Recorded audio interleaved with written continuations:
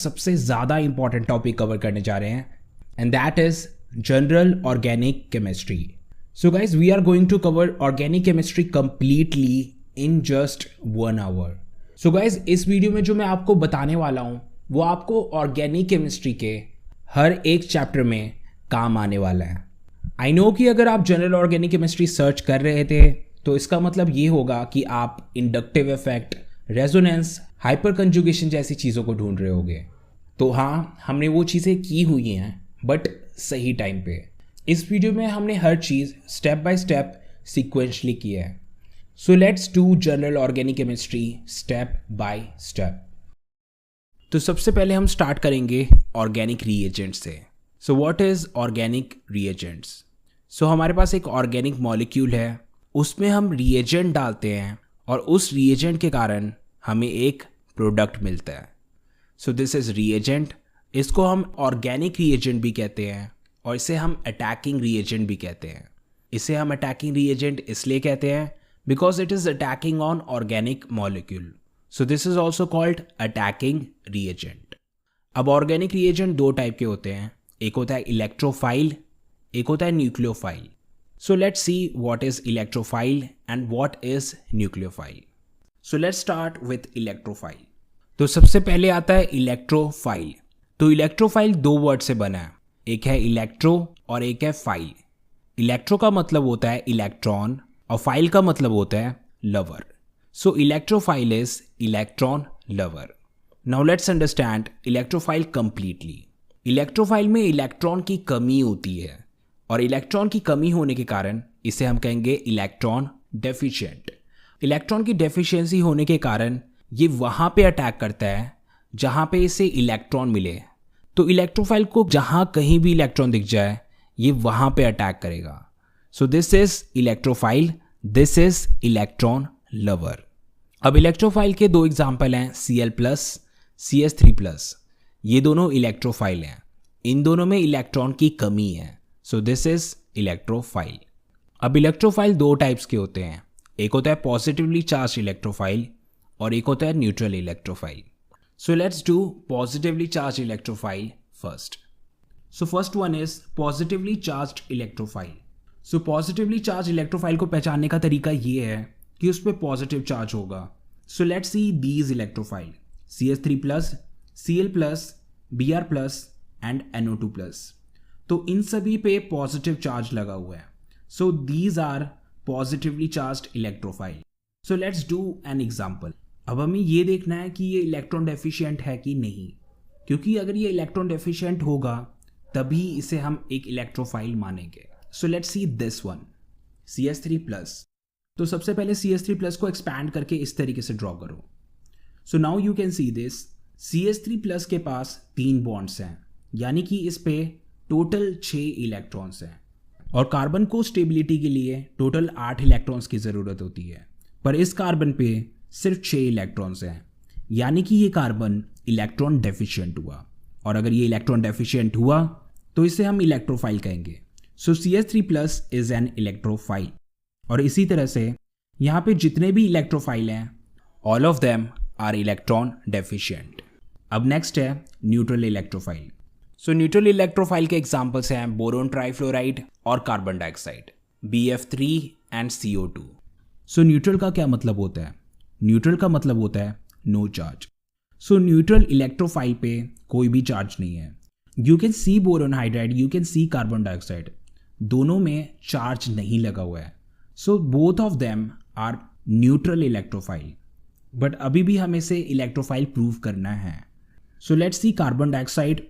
अब इस carbon dioxide को एक्सपैंड करके देखो. सो एक्सपैंड करने पे ये कुछ इस तरीके से दिखेगा. सो इस कार्बन के अराउंड टोटल 4 बॉन्ड्स हैं, यानी कि इसके पास टोटल 8 इलेक्ट्रॉन्स हैं. तो इसका तो ये मतलब हुआ कि कार्बन टोटली स्टेबल है, इसका ऑक्टेट कंप्लीट है, इसके पास टोटल 8 इलेक्ट्रॉन्स हैं. So how is it an electrophile? तो फिर ये इलेक्ट्रोफाइल कैसे हुआ? कार्बन के दोनों साइड 2 ऑक्सीजन्स हैं and both of them are very electronegative. तो ऑक्सीजन कार्बन के इलेक्ट्रॉन्स को अपनी ओर खींचने लगेगा, जिस कारण से कार्बन पे इलेक्ट्रॉन की कमी आ जाएगी. So carbon will become electron deficient. So CO2 is an electrophile. अब बारी है बोरोन ट्राइफ्लोराइड की। तो ये है बोरोन ट्राइफ्लोराइड का स्ट्रक्चर। अब बोरोन के अराउंड टोटल 3 बॉन्ड्स हैं, यानी कि इसके पास 6 इलेक्ट्रॉन्स हैं। तो ये इलेक्ट्रॉन डेफिशिएंट हुआ। और साथ में है ये p ऑर्बिटल। ये p ऑर्बिटल वेकेंट है एंड इट नीड्स इलेक्ट्रॉन, तो again it is electron deficient. So boron trifluoride भी इलेक्ट्रॉन डेफिशिएंट है, so it is an electrophile. So अब हम इलेक्ट्रोफाइल को सम अप करते हैं। So electrophile is an electron loving species. इसमें इलेक्ट्रॉन की कमी होती है and it is very reactive. So this is our first reagent, electrophile. अब नेक्स्ट है nucleophile. So what is nucleophile? इसे हम इस एग्जाम्पल के साथ समझते हैं। तो न्यूक्लियोफाइल इलेक्ट्रोफाइल का कंप्लीट ऑपोजिट होता है। इलेक्ट्रोफाइल में इलेक्ट्रॉन्स की कमी होती थी और न्यूक्लियोफाइल में इलेक्ट्रॉन्स एक्सेस में होते हैं। So nucleophile is electron rich. So nucleophile के पास एक्सेस इलेक्ट्रॉन होता है and it wants to donate these excess electron. So इसलिए न्यूक्लियोफाइल को हम इलेक्ट्रॉन डोनर भी कहते हैं। सो न्यूक्लियोफाइल को पहचानने के 2 तरीके हैं, एक है लोन पेयर और दूसरा है नेगेटिव चार्ज। NH3 पे लोन पेयर है और OH नेगेटिव पे नेगेटिव चार्ज है, तो ये दोनों न्यूक्लियोफाइल हैं। Now let's see all type of nucleophile. तो न्यूक्लियोफाइल 3 टाइप के होते हैं, negatively charge nucleophile, neutral nucleophile and ambident nucleophile. So let's see each of them one by one. तो सबसे पहले आता है नेगेटिवली चार्ज्ड न्यूक्लियोफाइल। सो इसके एग्जाम्पल हैं H negative, OH negative, RO negative, hydride, alcohol and alkoxy. अब इस negative charge का मतलब ये है कि इनके पास इलेक्ट्रॉन एक्सेस में है and this negative charge is sine of nucleophile.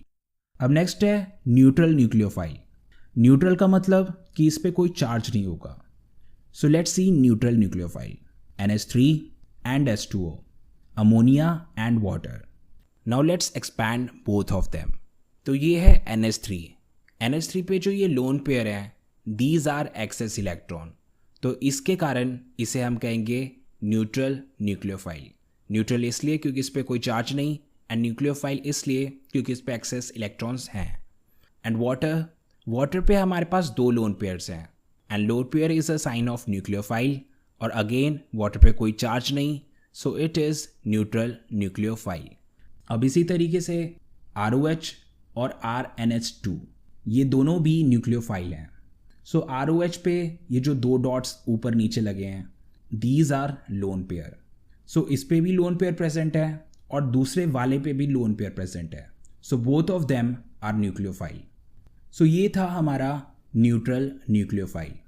अब नेक्स्ट है ambident nucleophile. So what is an ambident nucleophile? Normal nucleophile पे हमारे पास एक ही एटम पे लोन पेयर्स होते थे, पर इस न्यूक्लियोफाइल में एक लोन पेयर कार्बन पे है, एक लोन पेयर नाइट्रोजन पे है। तो ये न्यूक्लियोफाइल कार्बन से भी अटैक कर सकता है और नाइट्रोजन से भी अटैक कर सकता है। सो इसके पास 2 अटैकिंग साइट्स हैं। So this is cyanide and this is a special type of nucleophile और इसे हम कहते हैं एम्बीडेंट न्यूक्लियोफाइल। तो हमने न्यूक्लियोफाइल कर लिया। सो हमारे जितने भी रिएजेंट्स थे वो हो गए electrophile as well as nucleophile.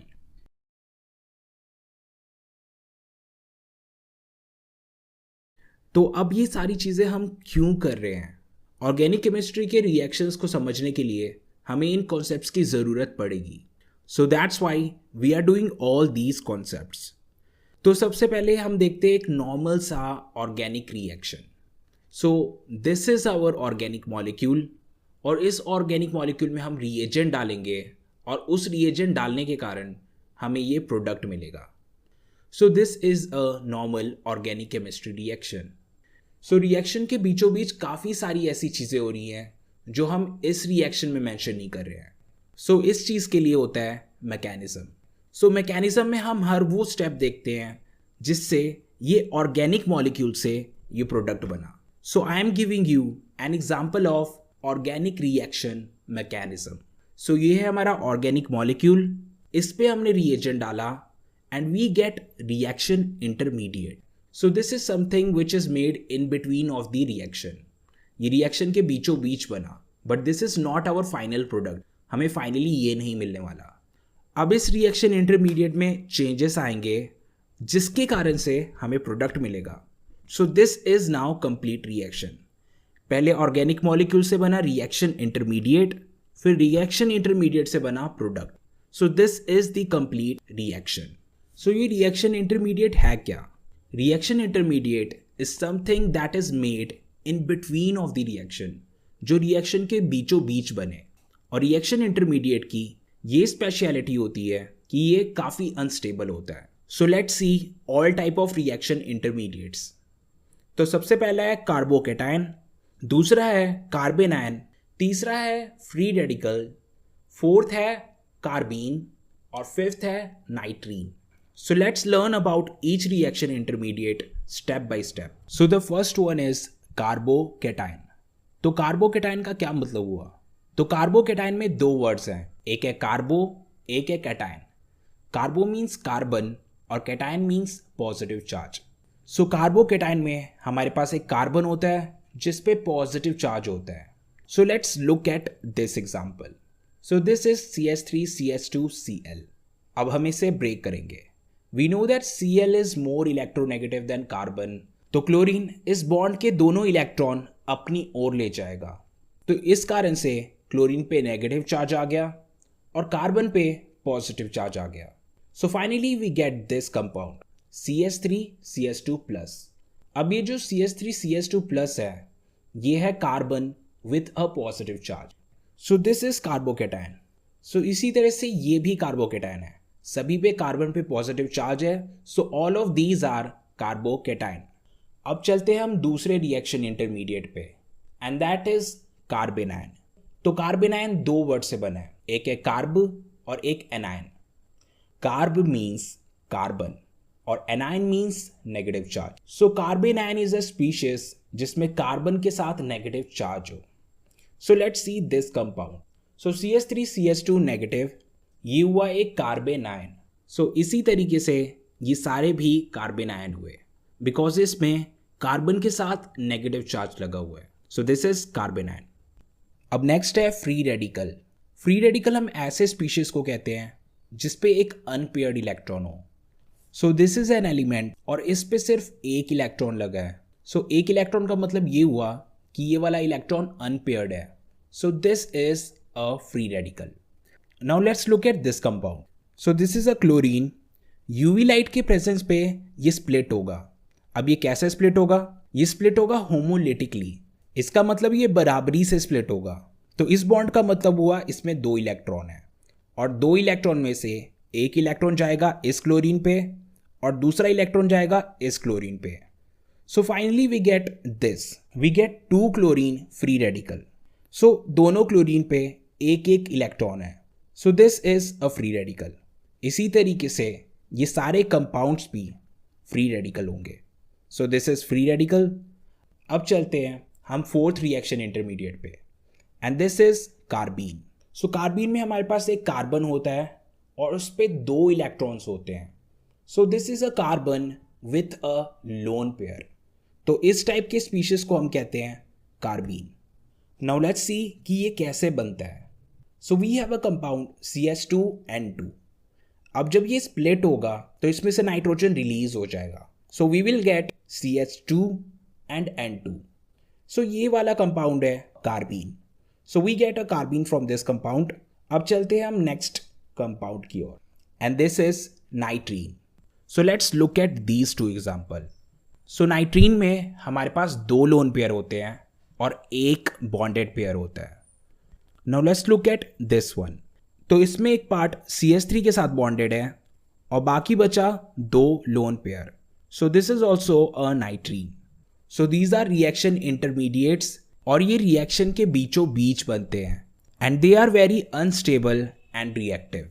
तो जब हम रिएक्शन करेंगे then you will observe that. तो अभी तक हमने रिएजेंट्स कर लिए हैं और हमने रिएक्शन इंटरमीडिएट्स भी कर लिए हैं। अब बारी है इस ऑर्गेनिक मॉलिक्यूल को ऑब्जर्व करने की। So this is the time to understand electronic effects. उससे हमें पता लगेगा कि रिएजेंट कहाँ पे अटैक करेगा, क्यों अटैक करेगा। So let's do electronic effect and understand it step by step. So this is a compound. Electronic effect के बाद मुझे ये पता चला कि यहाँ पे इलेक्ट्रॉन डेंसिटी हाई होगी और यहाँ पे इलेक्ट्रॉन डेंसिटी लो होगी. तो जहाँ पे इलेक्ट्रॉन डेंसिटी हाई होगी वहाँ पे मैं डालूंगा नेगेटिव चार्ज, और जहाँ पे इलेक्ट्रॉन डेंसिटी लो होगी वहाँ पे मैं डालूंगा पॉजिटिव चार्ज. अब हमारे पास दो रिएजेंट है, एक है इलेक्ट्रोफाइल और एक है न्यूक्लियोफाइल. तो हमें ये पता है कि positive and negative attract each other. तो इस कारण से ये इलेक्ट्रोफाइल उस पार्ट पे जाएगा जिस पे नेगेटिव चार्ज है और न्यूक्लियोफाइल उस पार्ट पे जाएगा जिस पे पॉजिटिव चार्ज है. So this is the benefit of electronic effect. तो हमारे पास बेसिकली ये चार इलेक्ट्रॉनिक इफेक्ट्स होते हैं. First one is inductive effect, second is resonance, third is hyper conjugation and fourth is electromeric effect. So let's do all of them one by one. तो सबसे पहला electronic effect है inductive effect. So let's see an example and understand it. So this is CS3 CS2 CS2 Cl. अब इस compound में chlorine carbon से ज़्यादा electronegative है, तो क्लोरीन इलेक्ट्रॉन को अपनी ओर खींचेगा. सो क्लोरीन पे इलेक्ट्रॉन डेंसिटी बढ़ जाएगी और कार्बन पे इलेक्ट्रॉन डेंसिटी घट जाएगी. सो इस कारण से क्लोरीन पे आ जाएगा negative charge. So we will write it as partial negative charge. और कार्बन पे आ जाएगा positive charge. So we will write it as partial positive charge. So जैसे मैग्नेट होता है, मैग्नेट का पास वाले नेल्स पे ज़्यादा इफेक्ट होता है और दूर वाले नेल्स पे कम इफेक्ट होता है. सेम उसी तरीके से chlorine is a magnet and electron clouds are nails. So chlorine का पहले कार्बन के इलेक्ट्रॉन क्लाउड पे बहुत ज़्यादा इम्पैक्ट रहा क्योंकि वो बिल्कुल इसके क्लोज है, बट इससे दूर वाले कार्बन पे, सेकेंड कार्बन पे इसका इम्पैक्ट थोड़ा कम हो जाएगा. तो क्लोरीन सेकेंड कार्बन के इलेक्ट्रॉन क्लाउड्स को खींचेगा, पर उस इंटेंसिटी के साथ नहीं जितना इसने फर्स्ट कार्बन के इलेक्ट्रॉन क्लाउड को खींचा था. सो क्लोरीन का सेकेंड कार्बन पे भी इम्पैक्ट है बट कम इम्पैक्ट है. So we will write it as partial partial positive. इसी तरह से थर्ड कार्बन पे भी इम्पैक्ट होगा but that impact will be much less than both of these carbon. तो इसमें होगा partial partial partial positive charge. So this thing is called inductive effect. इसमें एक इलेक्ट्रोनेगेटिव एटम इलेक्ट्रॉन्स को अपनी ओर खींचने लगता है. सो ये था inductive effect and it is a permanent effect. जो ये डिस्टॉर्शन क्रिएट हो गया है दैट इज परमानेंट, ये हमेशा ही रहेगा. This chlorine will be partial negative, this carbon will be partial positive. So ये परमानेंटली क्रिएट हो गया है. अब इंडक्टिव इफेक्ट भी दो टाइप के होते हैं, एक होता है प्लस आई इफेक्ट और एक होता है माइनस आई इफेक्ट. तो जो अभी हमने एग्जाम्पल किया that was minus I effect. Minus I effect में हमारे पास एक इलेक्ट्रॉन विड्रॉइंग ग्रुप होता है.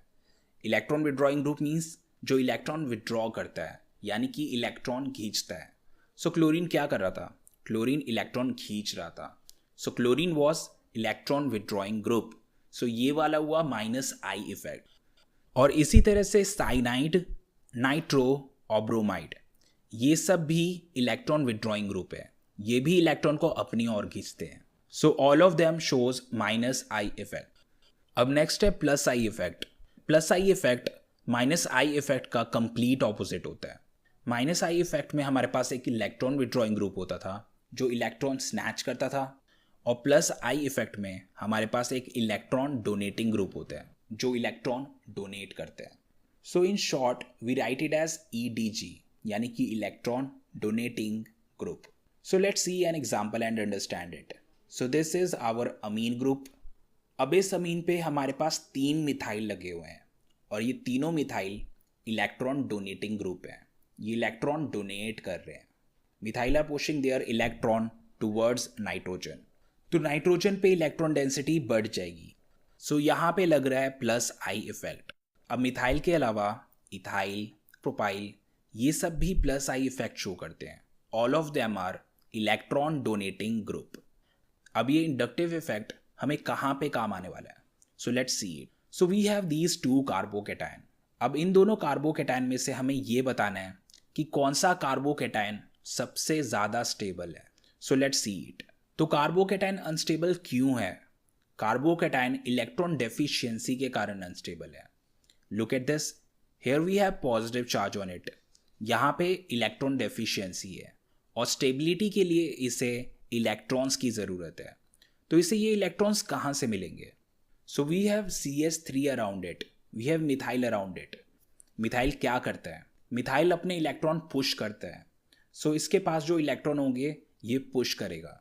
तो मिथाइल इलेक्ट्रॉन डोनेटिंग ग्रुप है, ये इलेक्ट्रॉन डोनेट कर रहा है। और जब ये इलेक्ट्रॉन डोनेट करेगा तो इस कार्बोकेटाइन की इलेक्ट्रॉन डेफिशिएंसी खत्म हो जाएगी। सो ये वाला कार्बोकेटाइन बहुत स्टेबल हो जाएगा क्योंकि इसके पास तीन मिथाइल्स हैं। बट दूसरे वाले केस को देखते हैं। दूसरे वाले केस में हमारे पास सिर्फ 2 मिथाइल हैं और ये मिथाइल स्टेबिलिटी में हेल्प करेंगे। It will not make it as stable as the first one. First one वाले में 3 मिथाइल थे बट इस वाले में सिर्फ 2 मिथाइल हैं। So it will be comparatively less stable than the first one. तो ये था स्टेबिलिटी ऑफ कार्बोकेटाइन।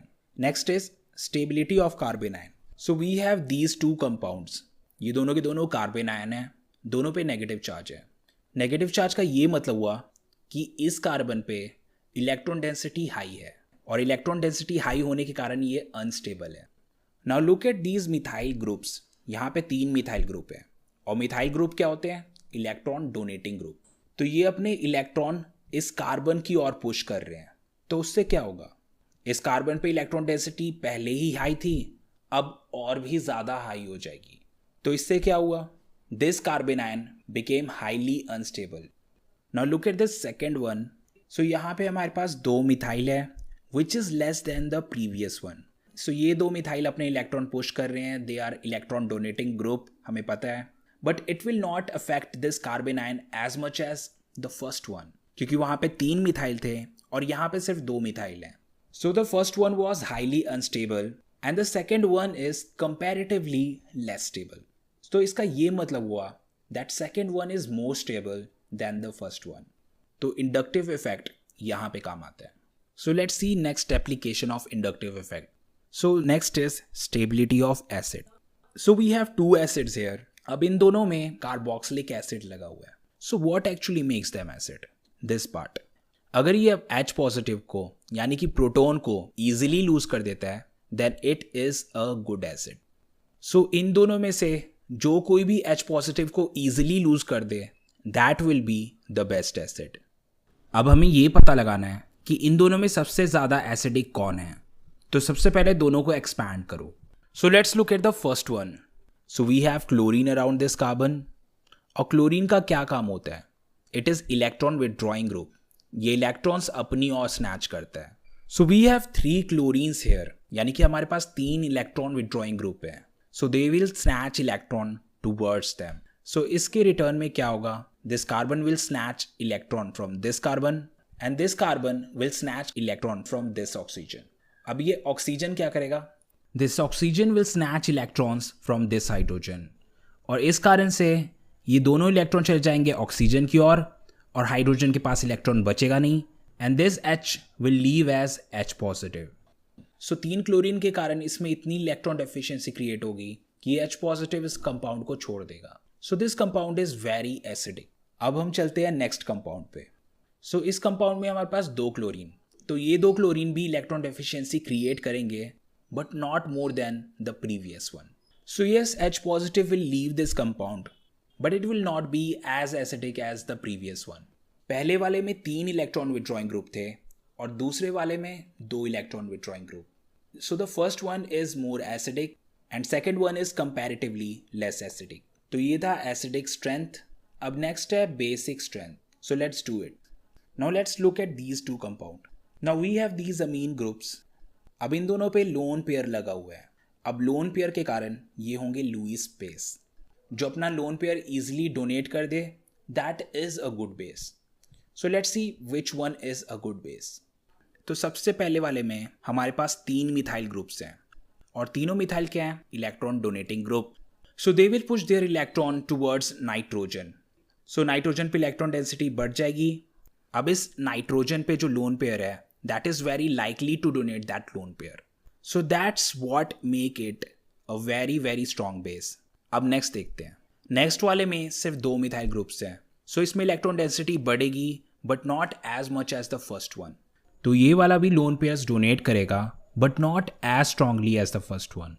सो अगर बेसिसिटी की बात करें first one is more basic than the second one. तो ये था strength of base. So this was our first electronic effect, inductive effect. अब चलते हैं हमारे नेक्स्ट इलेक्ट्रॉनिक इफेक्ट पे, एंड दैट इज रेजोनेंस. अब नेक्स्ट इलेक्ट्रॉनिक इफेक्ट है रेजोनेंस. सो रेजोनेंस एक ऐसा इलेक्ट्रॉनिक इफेक्ट है जिससे कंपाउंड काफ़ी स्टेबल हो जाता है. सो दिस इज बेंजीन और इस पे होता है रेजोनेंस.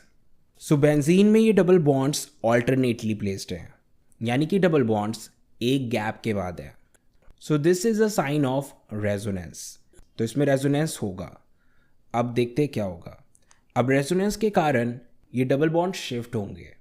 तो ये वाला बॉन्ड गया इधर, ये वाला इधर एंड ये वाला इधर. तो ये सारे डबल बॉन्ड्स डिस्प्लेस हो गए. Finally this is what we get. अब ये वाले डबल बॉन्ड शिफ्ट होंगे. All of these double bond will shift.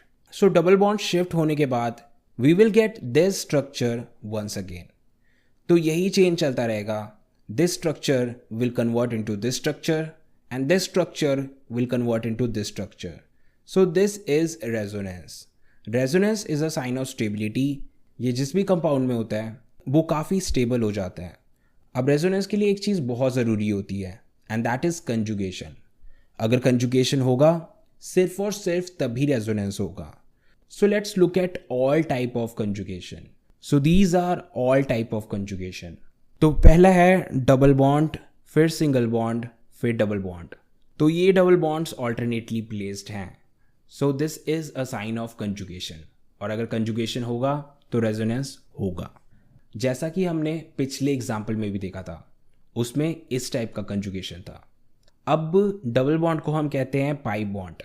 So this is also called pi pi conjugation. अब नेक्स्ट है पी पाई कंजुगेशन. तो इसमें आप नोटिस कर सकते हो हमारे पास एक डबल बॉन्ड है और एक बॉन्ड के बाद हमारे पास लोन पेयर है.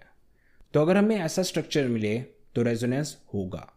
तो इस डबल बॉन्ड को कहेंगे pi bond and this lone pair is a sign of P orbital. So this is P pi conjugation. अब नेक्स्ट है ये वाला कंजुगेशन. अब यहाँ पे एक डबल बॉन्ड है और एक बॉन्ड के बाद हमारे पास पॉजिटिव चार्ज है.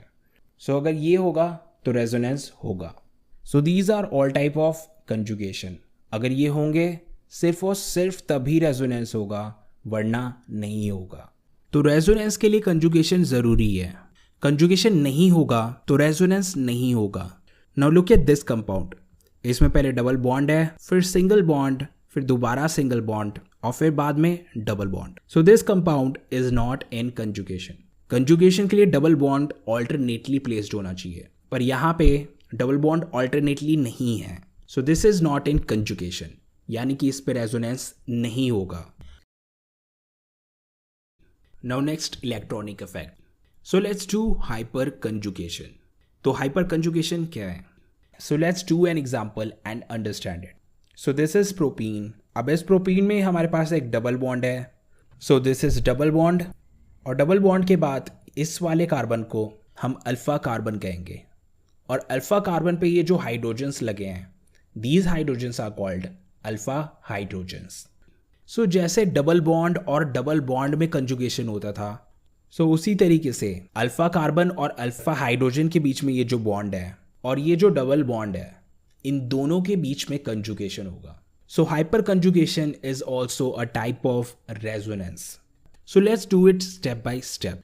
सो ये अल्फा कार्बन और अल्फा हाइड्रोजन के बीच में जो बॉन्ड है, इसे इधर शिफ्ट कर दो. सो हमने शिफ्ट कर दिया. अब क्या हुआ? अब इस कार्बन पे टोटल 5 बॉन्ड्स हो गए हैं. सो इसमें इलेक्ट्रॉन डेंसिटी बहुत ज़्यादा हाई हो गई है. तो क्या होगा? So this double bond will shift here. इस डबल बॉन्ड में से जो ये एक बॉन्ड है, उसमें से 2 इलेक्ट्रॉन इधर शिफ्ट हो जाएंगे.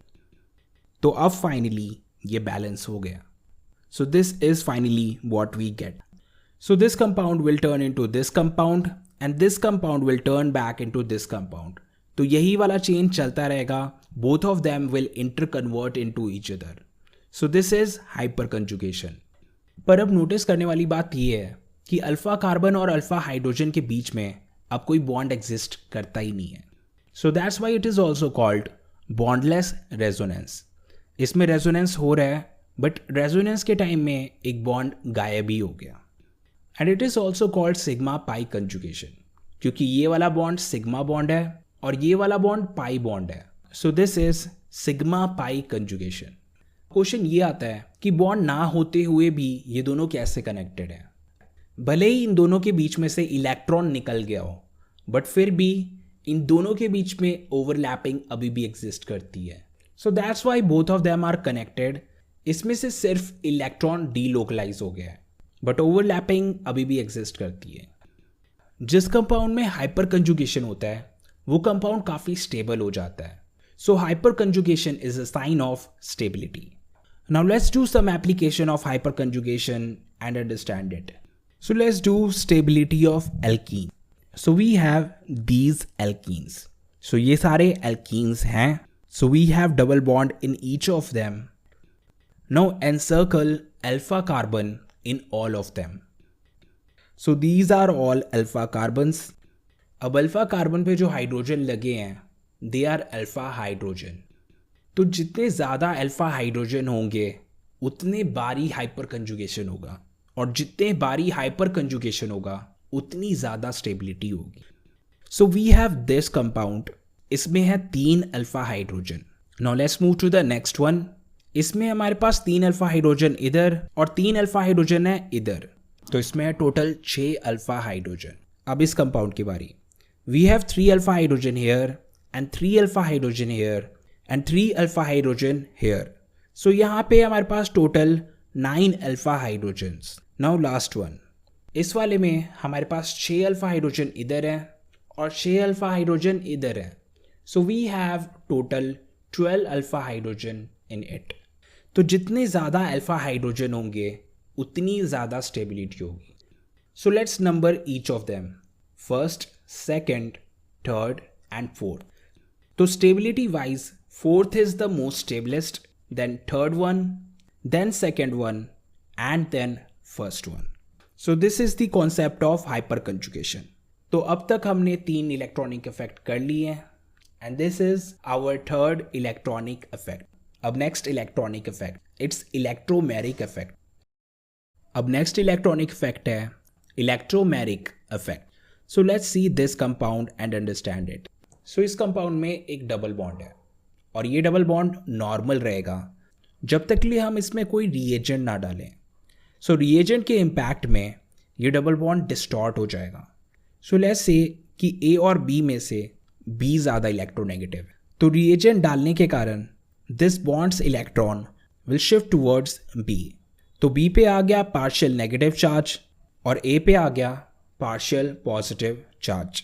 अब जैसे ही हम इसमें से रिएजेंट हटाएंगे this compound will turn back to this compound. So जब तक लिए हम रिएजेंट डालेंगे तब तक के लिए डिस्टॉर्शन होगा और रिएजेंट हटाते ही ये डिस्टॉर्शन खत्म हो जाएगा. So this is electromeric effect and this effect is temporary. ये परमानेंटली नहीं होता. It happens till we have a reagent in this compound. अब इलेक्ट्रोमेरिक इफेक्ट भी 2 टाइप के होते हैं. एक होता है प्लस ई इफेक्ट और एक होता है minus E effect. So let's see what's the difference. So plus E effect में रिएजेंट इलेक्ट्रोफाइल होता है और माइनस ई इफेक्ट में रिएजेंट न्यूक्लियोफाइल होता है. So let's see plus E electromeric effect first. So this is our alkene और इस पे H पॉजिटिव अटैक करेगा. सो H पॉजिटिव है हमारा electrophile. So this is plus E effect. अब इस अटैकिंग रिएजेंट के कारण ये डबल बॉन्ड डिस्टॉर्ट हो जाएगा. The electron of this bond will shift on this carbon. तो इससे क्या होगा, इस कार्बन पे आ जाएगा पॉजिटिव चार्ज और इस कार्बन पे आ जाएगा नेगेटिव चार्ज. अब हमें ये पता है कि positive and negative attract each other. So H positive इस नेगेटिव कार्बन के साथ अट्रैक्ट होगा. So ultimately we will get this compound. अब नेक्स्ट है माइनस ई इलेक्ट्रोमेरिक इफेक्ट. अब माइनस ई इफेक्ट में हम न्यूक्लियोफाइल यूज करते हैं. So let's use it here. So this is our carbonyl और this is our cyanide. So cyanide हुआ हमारा nucleophile. This is our reagent जिसके कारण इसमें इलेक्ट्रोमेरिक इफेक्ट होगा. सो कार्बोनाइल में क्या होगा, कार्बोनाइल का ये डबल बॉन्ड डिस्टॉर्ट हो जाएगा. Electron will shift on oxygen. So carbon पे आ जाएगा पॉजिटिव चार्ज और ऑक्सीजन पे आ जाएगा नेगेटिव चार्ज. अब हमें ये पता है कि negative and positive attract each other, so cyanide इस पॉजिटिव पार्ट के साथ जाएगा, so we will get this compound. So this is our minus E effect. इसमें हमने न्यूक्लियोफाइल यूज किया and this is a temporary effect. जब तक ये रिएजेंट है तब तक के लिए ये डिस्टॉर्शन होगा, और जब रिएजेंट हट गया तो ये डिस्टॉर्शन खत्म हो जाएगा. So these were electronic effect. Organic chemistry को समझने के लिए इस कॉन्सेप्ट को समझना ज़रूरी है, और जब जब हम ऑर्गेनिक केमिस्ट्री करेंगे this concept will come again and again.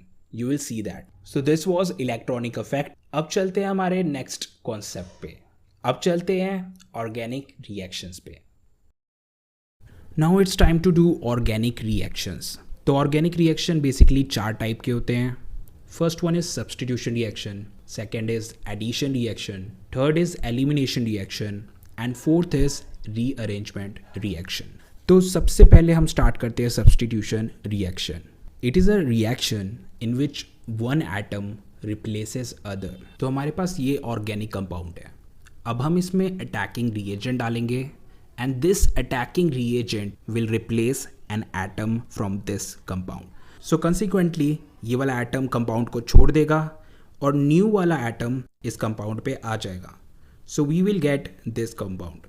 So this is a simple substitution reaction. अब सब्सटीट्यूशन रिएक्शन भी 3 टाइप के होते हैं. एक होता है इलेक्ट्रोफिलिक, एक होता है न्यूक्लियोफिलिक और तीसरा free radical substitution reaction. So let's do each of them one by one. तो सबसे पहले आता है न्यूक्लियोफिलिक सब्सटीट्यूशन रिएक्शन. तो नाम से ही क्लियर है कि इसमें न्यूक्लियोफाइल दूसरे एटम को रिप्लेस करेगा. सो this is nucleophilic substitution reaction.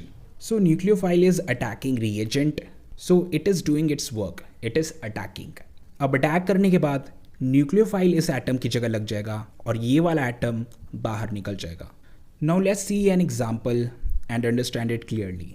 So let's do a reaction between OH negative and CH3Cl. So OH negative हमारा न्यूक्लियोफाइल हुआ. अब ये न्यूक्लियोफाइल अपना काम करेगा. It will attack on this compound. अब पहले हम CH3Cl को ब्रेक करके देखते हैं. सो ब्रेक करने पे we will get CH3 positive and Cl negative. ऐसा इसलिए क्योंकि क्लोरीन ज़्यादा इलेक्ट्रोनेगेटिव होता है और कार्बन कम इलेक्ट्रोनेगेटिव. सो कार्बन पे आएगा पॉजिटिव चार्ज और क्लोरीन पे आएगा नेगेटिव चार्ज. अब हमारा OH नेगेटिव नेगेटिव है तो ये नेगेटिव पार्ट पॉजिटिव पार्ट के साथ जाएगा. Negative part attracts positive part. So इसलिए CH3 पॉजिटिव और OH नेगेटिव एक दूसरे के साथ जुड़ जाएंगे एंड कंसिक्वेंटली Cl नेगेटिव इस कंपाउंड को छोड़ देगा. So we will get CH3OH and Cl negative. So CH3OH को हम कहते हैं methanol. So this is nucleophilic substitution reaction. अब नेक्स्ट है इलेक्ट्रोफिलिक सब्सटीट्यूशन रिएक्शन. सो ये भी एक सब्सटीट्यूशन रिएक्शन है just like the previous one, पर इस बार इसमें न्यूक्लियोफाइल की जगह एक इलेक्ट्रोफाइल अटैक करेगा. So let's see an example and understand it. So this is our benzene and we have this Cl positive an electrophile. अब ये इलेक्ट्रोफाइल बेंजीन पे अटैक करेगा. So this Cl positive will attack on hydrogen and it will remove it. So hydrogen will leave as H positive. तो क्या हुआ? We get this compound benzene with chlorine and H positive is out. So this is chlorobenzene.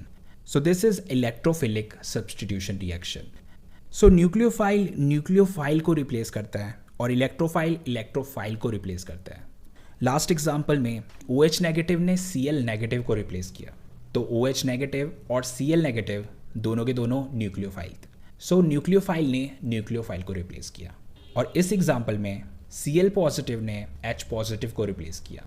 So Cl positive और H positive दोनों के दोनों electrophile हैं. सो इस case में इलेक्ट्रोफाइल ने इलेक्ट्रोफाइल को रिप्लेस किया. सो जब भी आप सब्सटीट्यूशन रिएक्शन करोगे तो इस बात का ध्यान रखना. अब last substitution reaction free radical substitution reaction. तो यहाँ पे हमारे पास एक मीथेन है और एक क्लोरीन है. सो अब हम इन दोनों को रिएक्ट करके देखते हैं in the presence of ultraviolet light. So UV light chlorine को स्प्लिट करेगा. सो क्लोरीन किस तरीके से स्प्लिट होगा? एक इलेक्ट्रॉन इस क्लोरीन पे और दूसरा इलेक्ट्रॉन इस क्लोरीन पे. So we will get chlorine free radical from it. So UV light के कारण we get chlorine free radical. So this free radical will now attack on methane. So this chlorine free radical will replace hydrogen. So this hydrogen will leave as hydrogen free radical और chlorine free radical इस methane के साथ जुड़ गया. So we will get this compound CH3Cl chloromethane. पर अभी भी हमारे पास एक क्लोरीन फ्री रेडिकल बचा है. क्लोरीन में से एक क्लोरीन फ्री रेडिकल तो कंपाउंड पे लग गया, बट बचा एक chlorine free radical. That will connect with hydrogen free radical and they will form HCl. So this was complete free radical substitution reaction. So substitution reaction is done. In case आपने हमारा substitution reaction video नहीं देखा, so definitely check that out. उस video में हमने इस topic को काफ़ी डेप्थ में कवर किया है. अब नेक्स्ट है एडिशन रिएक्शन. तो एडिशन रिएक्शन में हमारे पास एक डबल बॉन्ड होता है और एक रिएक्टेंट होता है, और ये रिएक्टेंट इस डबल बॉन्ड में ऐड हो जाता है.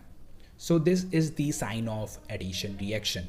और दूसरा तरीका एडिशन रिएक्शन को पहचानने का, एडिशन रिएक्शन में रिएक्शन के बाद ट्रिपल बॉन्ड डबल बॉन्ड में चेंज हो जाता है और डबल बॉन्ड सिंगल बॉन्ड में चेंज हो जाता है. So this is the sign of addition reaction. Now let's do some example and understand it completely. So this is our alkene और इसमें हमें HBr ऐड करना है. So first split HBr. So we will get H positive and Br negative. अब H positive को कहाँ पे add करें और Br नेगेटिव को कहाँ पे ऐड करें? So this is the problem. तो इसके लिए हमारे पास एक रूल होता है and that rule says that कि जो नेगेटिव पार्ट है, that negative part should go to that carbon which have less number of hydrogen. So double bond के इन दोनों कार्बन में से सेकेंड कार्बन पे सबसे कम हाइड्रोजन है. सो इसका मतलब ये हुआ कि ये Br नेगेटिव इस कार्बन पे जाएगा. सो Br नेगेटिव गया इधर एंड हाइड्रोजन गया थर्ड कार्बन पे. So we get this compound. तो इसमें डबल बॉन्ड सिंगल बॉन्ड में कन्वर्ट हो गया और इसमें HBr ऐड हो गया. So this is an addition reaction.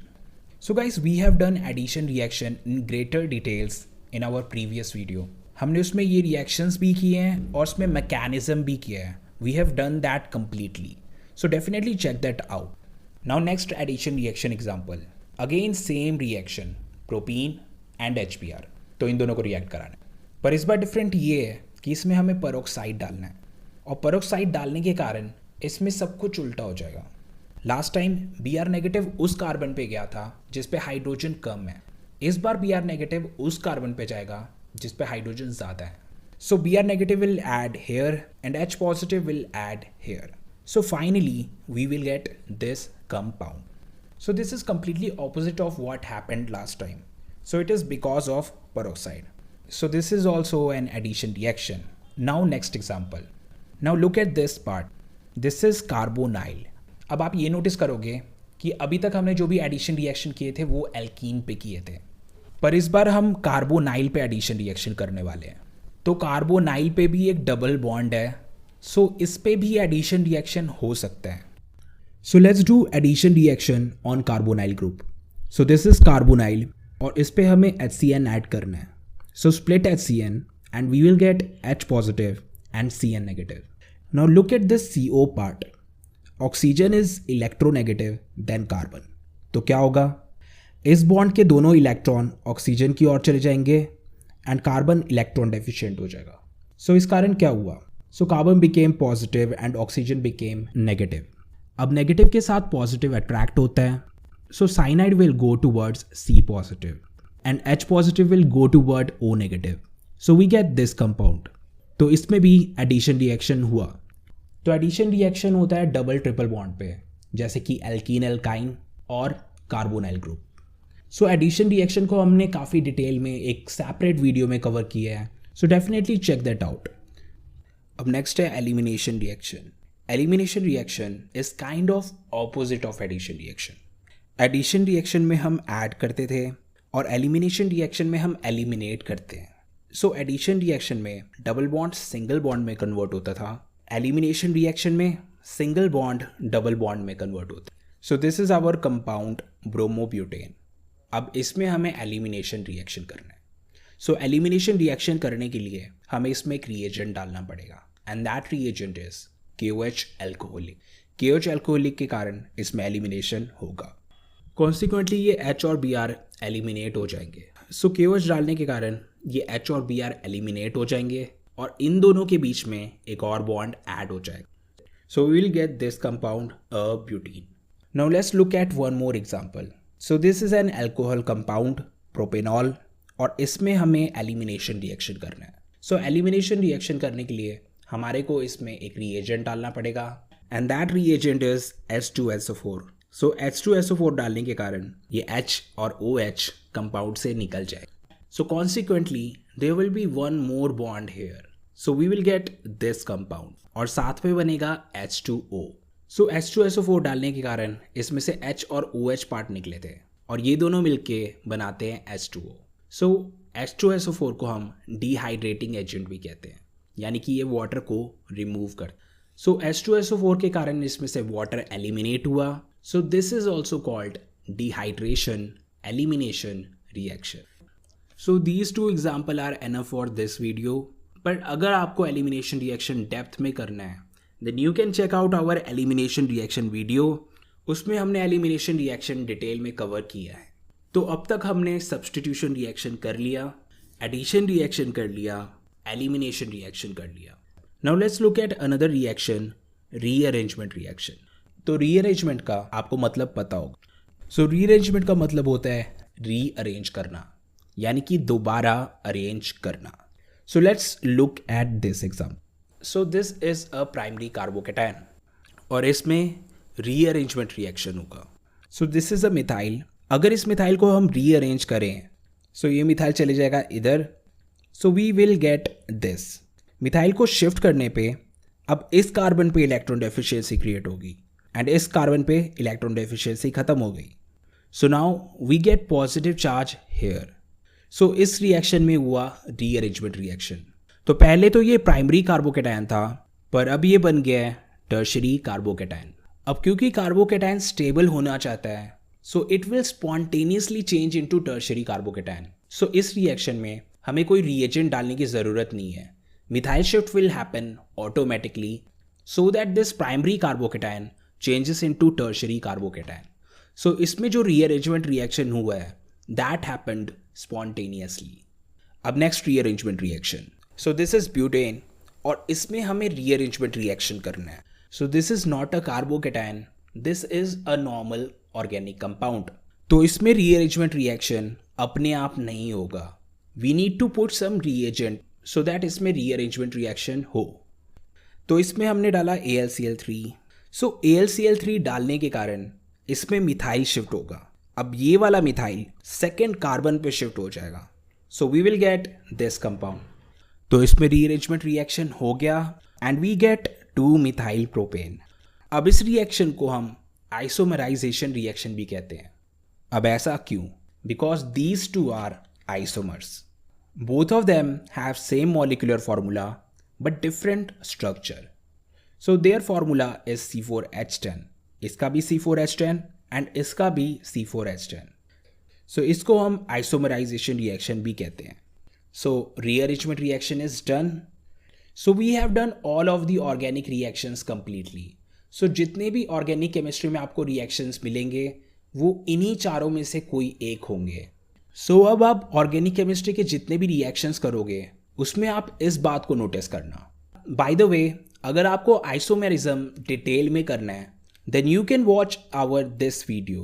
We have done isomerism completely in that video. So this is everything A to Z you need to know about organic chemistry. Guys, organic chemistry starts from this video. If you make these concepts strong, you will definitely understand entire organic chemistry. So that's why we took so much time to understand this concept. आने वाले जितने भी organic chemistry video हैं सभी में इस concept की ज़रूरत पड़ेगी. So guys, this is basics of organic chemistry. So if you like this video, then like, comment and share. Don't forget to subscribe and press